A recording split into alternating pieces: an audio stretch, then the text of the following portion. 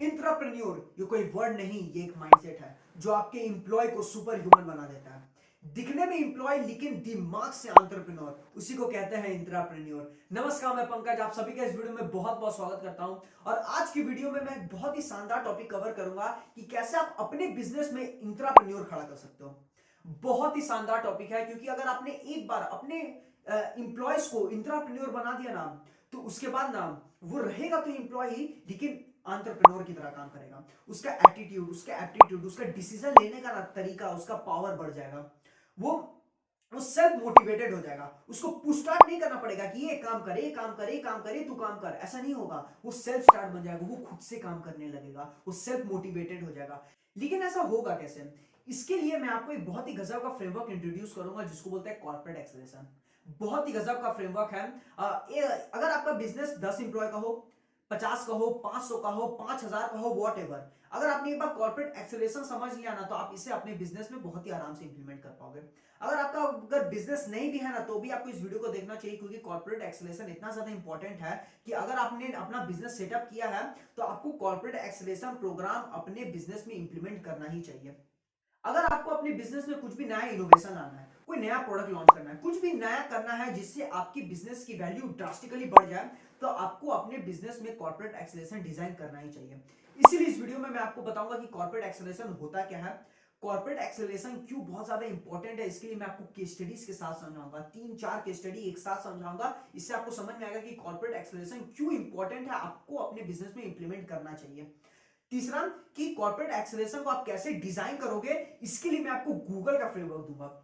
Google अपने business में कैसे कॉर्पोरेट एक्सेलरेशन डिजाइन किया था, उसका फ्रेमवर्क मैं आपको यहां पे इस वीडियो में दूंगा, सच दैट आप भी उस फ्रेमवर्क को अपने बिजनेस में आराम से इंप्लीमेंट कर पाए। इसीलिए इस वीडियो को एकदम अंत तक देखिएगा, क्योंकि अगर आपने एक बार इस वीडियो को देख लिया ना, तो आपको यहां से जो वैल्यूज मिलेगा, जो नए नए आइडियाज मिलेंगे ना, वो आपको कोई और वीडियो में नहीं मिलेंगे, पक्का नहीं मिलेगा। इसीलिए इस वीडियो को अंत तक देखेगा। तो अब हम लोग डायरेक्टली बढ़ते हैं अपने वीडियो के सबसे मेन टॉपिक पे।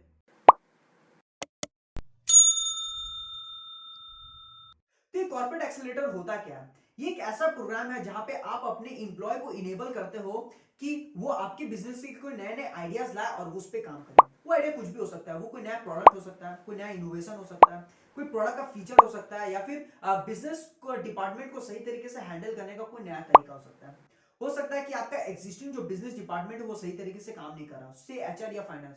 तो आप अपने इंप्लॉय को इनेबल कीजिए कि वो आपको आइडियाज दे कि इस पर्टिकुलर डिपार्टमेंट को किस हिसाब से मैनेज किया जाए। तो ये सारे आइडियाज हो सकता है जो आप इंप्लॉय को पूछिए, बोलिए कि वो आइडियाज लाके दे। मुद्दा यह है कि इंप्लॉय के पास आइडियाज होता है, लेकिन आप उन्हें कभी इनेबल ही नहीं किया कि वो अपने आइडियाज को शेयर करें। आपको क्या लगता है कि कंपनी मेरी है तो आइडियाज भी मेरे होने चाहिए, ऐसे बिजनेस ग्रो नहीं करता है। चैरियट को अगर कोई एक घोड़ा टान रहा है ना, तो वो भागेगा, लेकिन अगर उसी चैरियट को 5 घोड़े मिलकर टानेंगे ना, तो वो और तेजी से भागेगा। यही फर्क होता है। आज आप जितने भी बड़े बड़े ऑर्गेनाइजेशन देख लो, चाहे वो एप्पल हो, अमेजॉन हो, फेसबुक हो, माइक्रोसॉफ्ट हो, वो सारे इंटरप्रेन्योरियल आइडियाज के कारण ग्रो हुए हैं। और आज भी जो नए नए इनोवेशन हो रहे हैं ना इन सारे ऑर्गेनाइजेशन में, वो भी इंटरप्रेन्योरियल आइडियाज के कारण ही हो रहे हैं। यानी इंप्लॉय ही नए नए आइडियाज ला रहा है, उस पर काम कर रहा है, और इससे इनका कंपनी ग्रो हो रहा है, ये ऑर्गेनाइजेशन ग्रो हो रहा है। यही होता है कॉर्पोरेट एक्सेलरेटर। तो ये कॉर्पोरेट एक्सेलरेटर क्यों बहुत ज्यादा इंपॉर्टेंट है, इसको मैं आपको केस स्टडी समझाता हूँ। मैकडॉनल्ड्स का ये केस स्टडी है। आपने हैप्पी मील का तो नाम सुना है ना? 1977 यानी 1977 में डिक ब्रमास, जो कि मैकडॉनल्ड के रीजनल मैनेजर थे, उन्होंने सोचा कि क्यों ना एक ऐसा मील बनाया जाए जो हम लोग बॉक्स के अंदर डाल के बेचेंगे।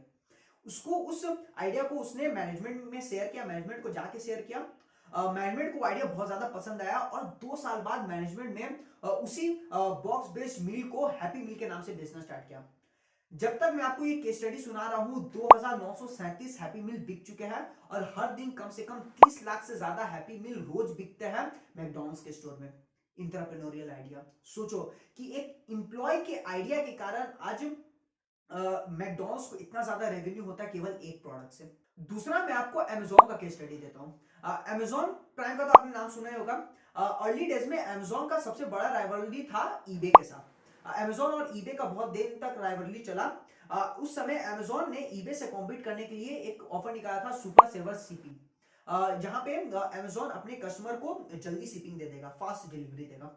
लेकिन ये इतने अच्छे तरीके से चला नहीं, और अमेजोन ईबे से पीछे होते जा रहा था।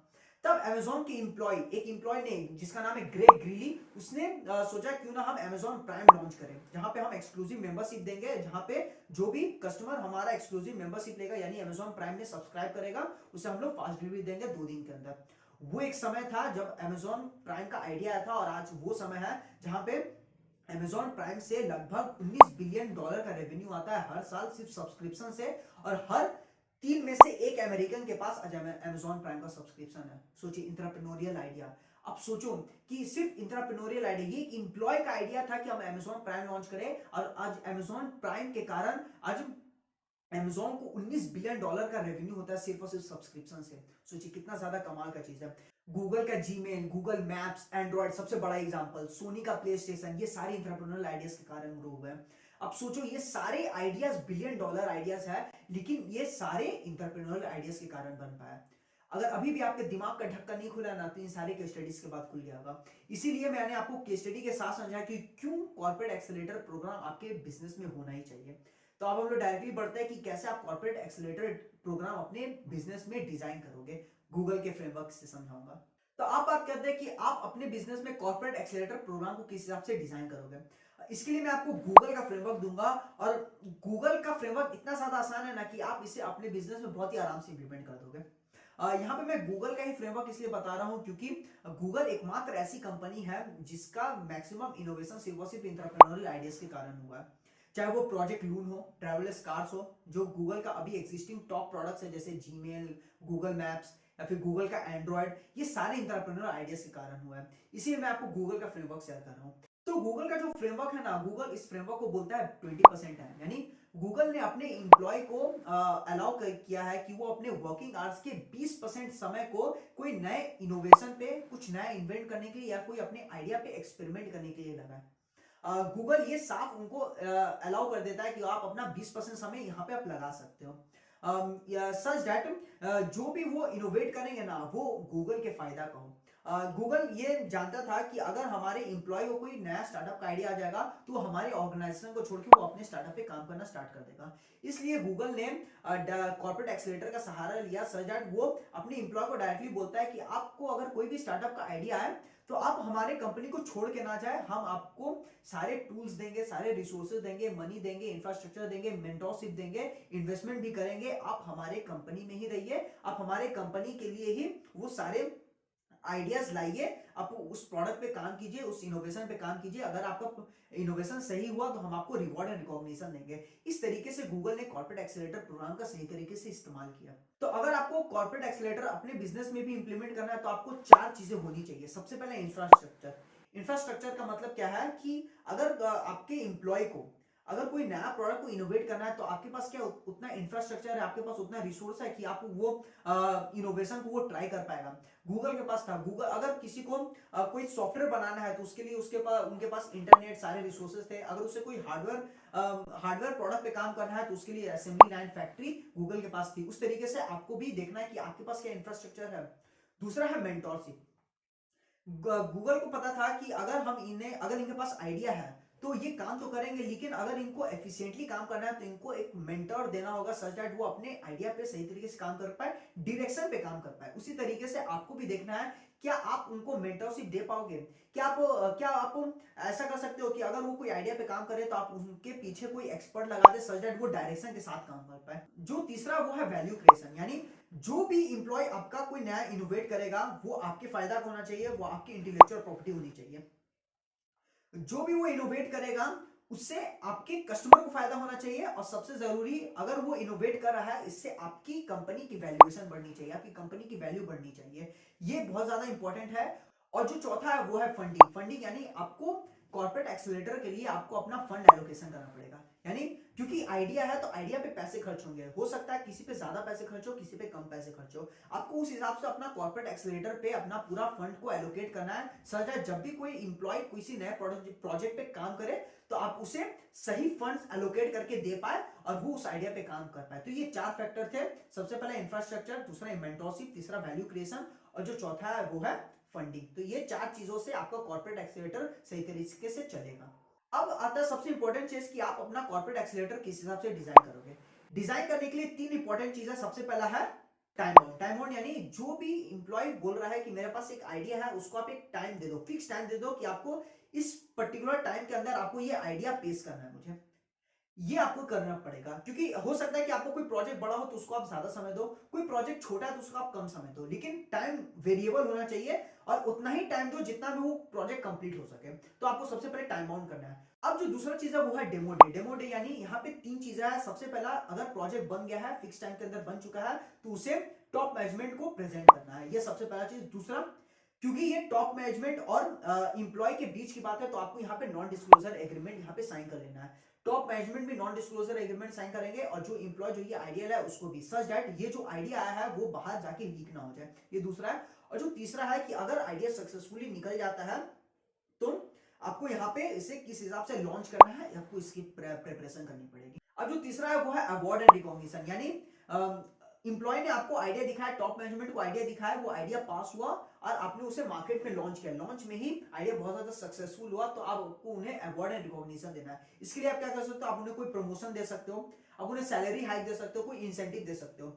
अगर आपका इंप्लॉय ने बहुत ही अच्छा काम किया है, बहुत ही अच्छा प्रोजेक्ट दिया है, तो आप उन्हें ईसॉप्स दे सकते हो, या फिर अगर आपको लगता है कि ये इंप्लॉय फ्यूचर में भी और अच्छे अच्छे इन्वेंशन कर सकता है, नए नए इन्वेंशन इनोवेशन पे काम कर सकता है, तो आप उन्हें अपनी कंपनी का शेयर होल्डर भी बना सकते हो। इस तरीके से आपको अवार्ड एंड रिकॉग्निशन देना है। तो ये था स्टेप कि कैसे आप कॉर्पोरेट एक्सीलरेटर को डिजाइन करोगे। सबसे पहले टाइम बाउंड होना चाहिए। दूसरा कि आपको यहाँ पे डेमो डे रखना सच दैट वो जो आइडिया उन्होंने बनाया है उसे वो पेश कर पाए। और तीसरा, अगर आइडिया सक्सेसफुल हुआ तो उसे अवार्ड एंड रिकॉग्निशन देना है। इस तरीके से आपका कॉर्पोरेट एक्सीलरेटर पूरी तरीके से डिजाइन होगा। इसी के साथ हमारी वीडियो खत्म होता है। आशा करता हूं जो मैंने आपको इस वीडियो में कॉर्पोरेट एक्सीलरेटर से आप कैसे इंट्राप्रेन्योर खड़ा करोगे ना, आपको अच्छी तरीके से समझ में आएगा। एक बार आपने इंप्लॉय को इनेबल कर दिया ना कि वो नए आइडियाज पे काम कर पाए, कुछ नया इनोवेट कर पाए, तो आपका बिजनेस पूरी तरीके से गेम चेंज कर देगा मार्केट में। इस वीडियो को कम से कम 2 बार 3 बार देखिए, तब आपको अच्छी तरीके से याद हो जाएगा कि कॉर्पोरेट एक्सीलरेटर में मुझे करना क्या है।